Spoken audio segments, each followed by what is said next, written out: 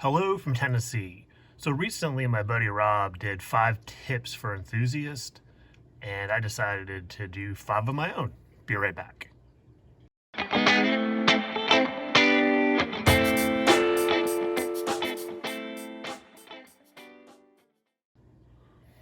Okay, so I'm going to link Rob's video down below for y'all to look at if you haven't seen it yet. Really great advice there. A lot of it I was already following. The one thing that stuck out for me that was a takeaway was him suggesting that you just don't buy everything at once.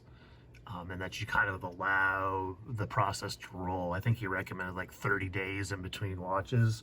My issue that I have is that I go a long time without buying, and then I save some money up, and then I have a little, I'm flushing my PayPal account, and then in rapid succession I start buying stuff. So I took that one to heart, and I'm going to definitely try to do better with that as well. And I think that kind of spreads it out and maybe even curtails the buying a little bit, and you're just buying smarter too as well. But anyway, so enough on that. I'm going to do my 5 now, tips for enthusiasts. No particular order here. Number 1 is have an outlet for not buying. I think all of us have limited money, and so have something else in the hobby that you can do. For me, I think it's obvious. I started a YouTube channel back over 4 years ago, and I'm active in a Discord. I do some admin work on that, so I have different outlets as well as researching and those types of things. But I think that's vitally important to stay active in the hobby without having to spend money. Next one is flipping's okay if you buy smart. I think a lot of us are flippers, and I don't think there's anything wrong with that. I think from my perspective, I try to do it responsibly and stay away from new as much as possible, or try to get a discount on stuff. So that is, I think, extremely valuable. And kind of to go along with that one too, excuse me when I take a drink. Sorry.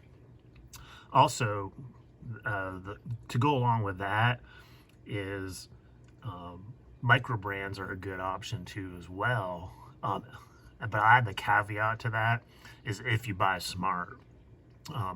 Many micro brands are going to take a huge hit on the secondary. There, of course, are exceptions with some limited editions and stuff, but the vast majority, I mean, unscientifically, I would say 90% are going to take a huge hit if you try to sell them. The next one is don't discount quartz watches. When I started collecting, and you look at videos and stuff, there's a lot of folks that really don't speak well of quartz that are out there in the YouTube hemisphere, and I really think you're missing the boat if you do not look at some options from brands for quartz, especially since a lot of times they can be had for a lesser price. And lastly, and like I said, these are no particular order, but I think this is really an important one, and maybe be number 1 in my view, is get involved in a good community, however that looks for you.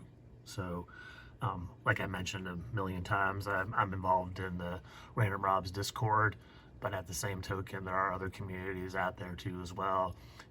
Find your tribe, so to speak, and enjoy the hobby together with those people that have that common interest with you. So that's it. As always, stay positive, make friends, enjoy the journey. Take care, everybody.